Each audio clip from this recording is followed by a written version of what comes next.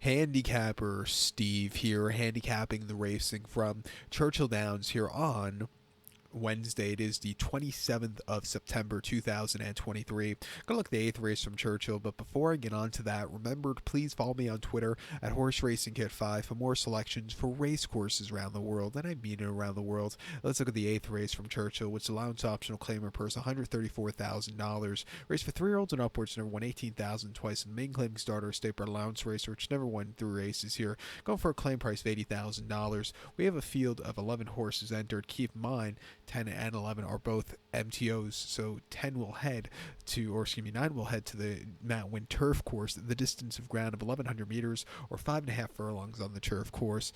Gonna take here the number 7 horse, Excess Magic, as a top selection. 7613 for me in the superfecta. 7613 super top selection. 7 horse Excess Magic. This 5-year-old horse by Magician here. Brett Calhoun trains. Raylu Gutierrez gets to your mount.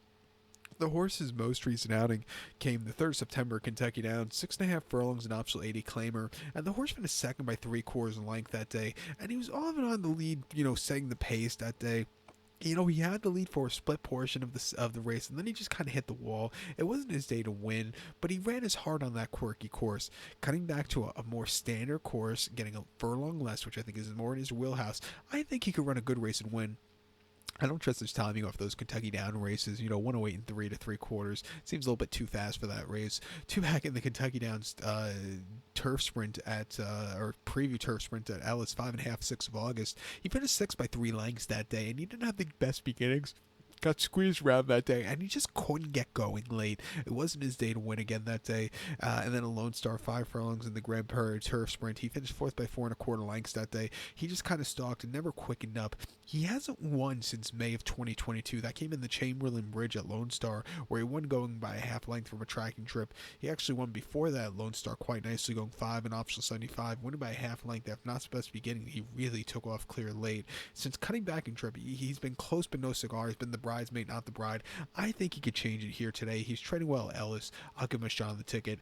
I think the 6 horse point me by wants a distance decrease. He's been running over route trips and also for marathon trips a few starts ago where he just wasn't really going. But most recently, Kentucky Downs going a mile and a half 62. He finished 5th by 3.25 lengths that day, and he just couldn't stay the trip that day. Prior to that, going a mile at Ellis, he couldn't stay the trip. Finished 3rd by 1.25 lengths off the bench, and then he moved a little bit at Churchill here on the 5th of May in that mile race, but he still needs something more. His 2 races here in the fall at Churchill and the spring race at Keeneland could definitely win against these horses. He has won over the trip, that's been quite a few minutes ago. I just think he's the kind of horse he's been wanting a decrease. He's going to get it. He's training well. I'll give him a shot here on the ticket at 12-1 to possibly blow up the slate pick 4. But to recount my selection for the 8th from Churchill, I'm going to take the 7 horse Excess Magic. Give kudos to the 6 horse point me by 7613 super 76 in your multi-race. So good luck to all, and please follow me on Twitter at Horse Racing Kit 5. Good luck everybody.